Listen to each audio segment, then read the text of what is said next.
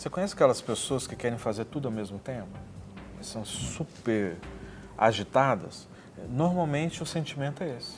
Ou seja, que eu tenho que dar conta de tudo, tenho que fazer tudo para eu não ser chamado a atenção ou alguém apontar alguma coisa que eu não tenha feito. É a cobrança, né? A cobrança. Autocobrança. Eu fico observando, então, o ansioso, ele não desfruta daquilo que ele vive, do dia a dia dele, porque ele está sempre pensando no amanhã e se frustrando com o que ele não fez antes. Exato. Então, É uma vida sofrida. Mas até o final do... Nós vamos fazer o teu teste até o final ali, nós vamos ver em que grau que você ai, está. O ansioso é misericórdia. muito apressado, né? Igual a história daquele cara que É apressado, come cru, subiu né? no pé de jabuticaba e perguntou ao cara assim, jabuticaba voa? Ele falou, não, então engoliu um besouro, né?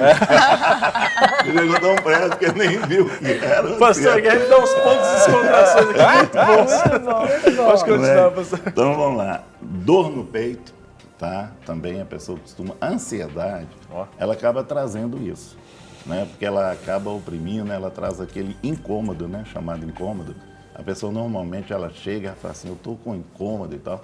Muitas vezes a gente atende a pessoa, tem que orar para ela, para tirar esse incômodo, para depois começar a trabalhar com a pessoa. Essa dor no peito, isso cria uma ansiedade, né? Ela vai resolver uma coisa e fica com aquele incômodo. Aí a gente fala assim, você está com incômodo? Então nós vamos orar aqui para você acalmar, para depois a gente começar a trabalhar. Só um adendo aqui a respeito desse teste que nós fazemos, e nós aplicamos lá na clínica. Aqui a sua resposta é sim e não. Sim ou não, né? E aí no final a gente faz um cálculo para saber que nível de ansiedade você está. Nós temos alguns casos, já são casos de CTI. Aqui, os casos têm aumentado o índice de infartos também. Demais. Tem. Muito a ver com ansiedade Quantas também. pessoas que vão ao médico, está sentindo alguma coisa, o médico diz, não tem nada. O que é? Puramente emocional. E a gente vive um tempo, aí a gente pode até continuar no teste falando sobre isso, que o avanço da tecnologia foi muito bom e muito preciso. Só que a cobrança é instantânea. A gente até brincava aqui, até na Semana da Criança a gente tá, quando a gente era criança, a gente, olha, eu vou brincar ali, você não tinha comunicação, você ia brincar na rua e você na confiança de voltar a tal horário, o trabalho mesmo, o telefone era algo muito caro, você não tinha esse negócio de operador você paga de graça, não existia isso. Então, até a informação da cobrança ela era mais tranquila, você podia desenvolver um trabalho. Hoje em dia, você é cobrado instantaneamente, tudo é muito rápido, o consumismo, isso coopera para que a ansiedade esteja nesse nível alarmante que está, pastor? Demais, porque na realidade hoje o que a tecnologia está querendo fazer é para que nós nos moldemos à tecnologia. Ou seja, a tecnologia te dá resposta imediata, hoje você vai no fast food, a comida já está pronta, não é? Então é tudo rápido, e isso faz o quê? Que você comece a querer ser rápido também em todas as coisas. E agora o nosso tempo, ou seja, o Cronos, ele é totalmente diferente do de Deus. E aí muitas vezes nós queremos assim que a resposta da nossa oração seja também fast food, estanque, não é? A gente quer que o nosso crescimento, amadurecimento na fé seja também estanque, rápido, ou seja, então tudo tentando acelerar. Mas na realidade na nossa vida existe tempo para todas as coisas, não é? E se a gente tenta pular os degraus, a tendência é que quando a gente chega lá em cima a gente vai ter que voltar, porque a gente não passou, não cumpriu aqueles degraus necessários na nossa vida. Né? A gente tem sido cruel, né? E às vezes até desumano. Vou contar um caso. Outro dia a gente estava no trânsito e aí tinha um rapaz com aqueles carrinhos puxando, empurrando, cheio de papel, mas estava pesado. O carro que estava atrás, gente, ele buzinava. Absurdo. Ele buzinava. E assim, eu com a minha irmã, eu comecei a chorar dentro do carro, porque eu fiquei com dó, porque o cara estava se esforçando para sair, mas não tinha lugar para ele passar o carrinho dele. E o cara de trás, num carrão chique, e ele buzinava. Eu falei, gente, como que a gente ficou desumano? Não tem coração mais. Passou do lado, ainda buzinou, tipo, reclamando com o rapaz. Então, como que essa questão, a gente não consegue esperar um segundo? Falta de humanidade, né? E a Carla tocou num ponto muito delicado. Porque o ansioso, pelo que eu percebo, às vezes a ansiedade deixa um pouco cego, porque ele foca naquilo que ele está direcionado. Isso. Então não é que ele passa por ser ruim, ele passa por cima de qualquer coisa ou de qualquer pessoa. A visão dele focada só naquilo vai fazer com que ele nem veja o que está fazendo e vá direto. Estou certo, pastor? Tá certo. Desumaniza, porque, né? na realidade, a ansiedade, ela faz você ter a visão para dentro e não para fora. Então, assim, o ansioso é aquele que está visualizando, em primeiro lugar, a sua necessidade, o seu problema, a sua dor. Então, por isso que, inclusive, a gente aconselha sempre as pessoas estarem meditando, que graças a Deus o pastor Márcio nos orientou a isso, a igreja toda, né? Ou seja, nós estamos meditando no principal inário que a Bíblia tem, ou seja, que são os salmos. Porque os salmos, eles trazem à tona o que? Os atributos de Deus, o poder de Deus, e aí faz o nosso foco virar para Ele. Sim. Não é? E a tendência do ansioso é olhar para si, não é? Muito para si e para o seu problema. Né? Agora, pastor, antes da gente continuar o teste, que está muito interessante, até bom para quem está em casa conseguir detectar se você, de repente, é ansioso ou ansiosa, é o seguinte, o ansioso, ele sofre muito com a ansiedade, né? E não é, eu sou ansioso porque eu quero, eu vou deixar de ser amanhã. Qual a importância de quem convive com esse ansioso, saber até ajudar essa pessoa a tratar isso, porque não é algo tão simples de se deixar de ser ansioso. A pessoa consegue sozinha, pastor? Eu creio que sim e creio que não. Agora, por que sim, por que não? Por que não? Eu creio que sim, porque quando nós colocamos os nossos olhos no livro de Salmos, que eu enfatizei aqui, ou seja, eu tenho uma percepção que muitas vezes o ansioso, ele é muito orgulhoso. Porque a pessoa que olha só para dentro de si, das suas necessidades e para a ponta do seu pé, acaba se ensimesmando. E uma vez ensimesmada, acaba se tornando uma pessoa extremamente orgulhosa. Então, como a Carol falou, ela perde a perspectiva daquilo que está em volta, não é?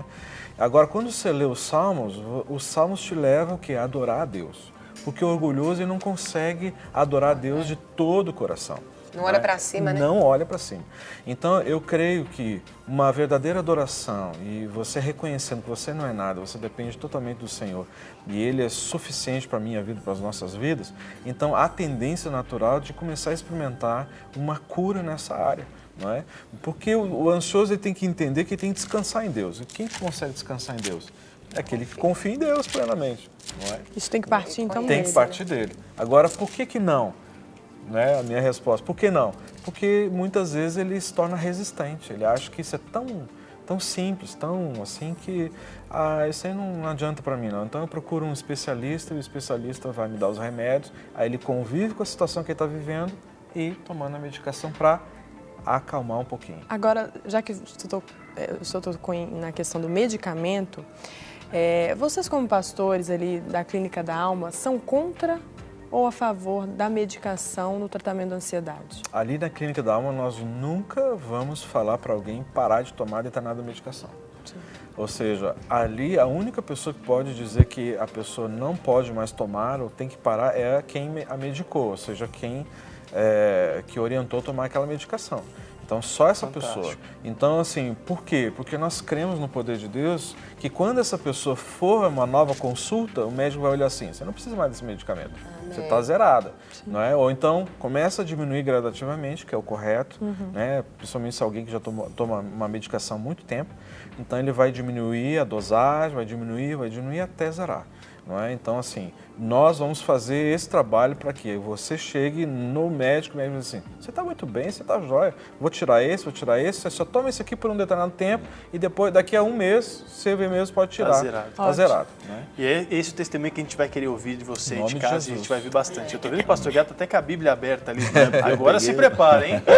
Eu peguei um salmo aqui que eu acho ele interessante, né? Já que o pastor Rogério citou os salmos aí, Salmo 40. Ele fala assim, esperei com paciência no Senhor e Ele se inclinou para mim e ouviu o meu clamor.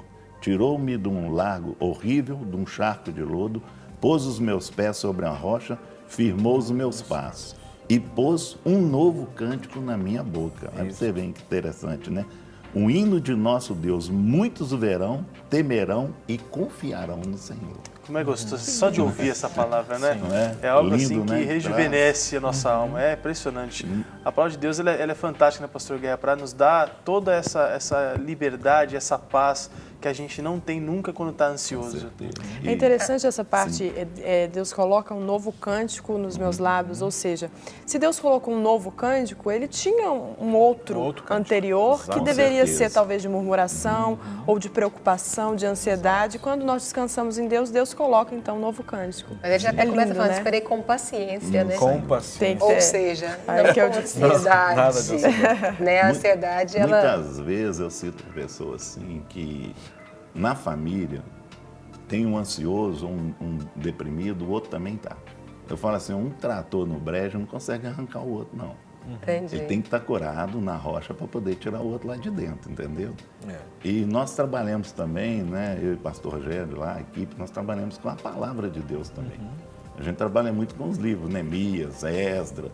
Nós usamos muito a parte bíblica para as pessoas ilustrar e para elas também lerem e trazer para a gente ministrar na vida delas sobre a palavra. Pode ir pro próximo, pastor Guerra. Você que está com o comando na mão aí. Sensação de desmaio. Isso também está dentro da ansiedade. Como que você explicaria isso melhor, pastores? Essa sensação de desmaio. É provocada por esse sufocamento, a pessoa começa a sentir uma palpitação e aí começa a vir a falta de ar. Não é? Então, normalmente, alguém que tenha um problema de falta de ar pode vir a desmaiar. É isso que eu ia perguntar, não é só a acontece, sensação. Isso acontece mesmo. A pessoa chega a desmaiar. Chega a desmaiar. Chega a desmaiar. E aí precisa urgente. Coração acelerado. Ó. A pessoa ansiosa, ele vai acelerar o coração. Não é apaixonado, né? Porque tem aquele apaixonado, o coração bate, tá? Não. Se ele ficar parado, o coração bate rápido e anda sozinho. Esse não. Aquele que vai encontrar com a primeira namorada. Esse daí, esse aceleramento é bom. Esse é normal, esse não tem como tirar. Eu fico pensando hoje nas grandes empresas, né? A pressão hoje é muito grande. Com certeza. Então as pessoas, às vezes, elas começam a ficar ansiosas pelas pressões que elas recebem por ter que bater uma meta, por ter... Como trabalhar isso? Você tem uma meta para bater, você tem que alcançar aquilo e você tem que estar... Não pode estar ansiosa.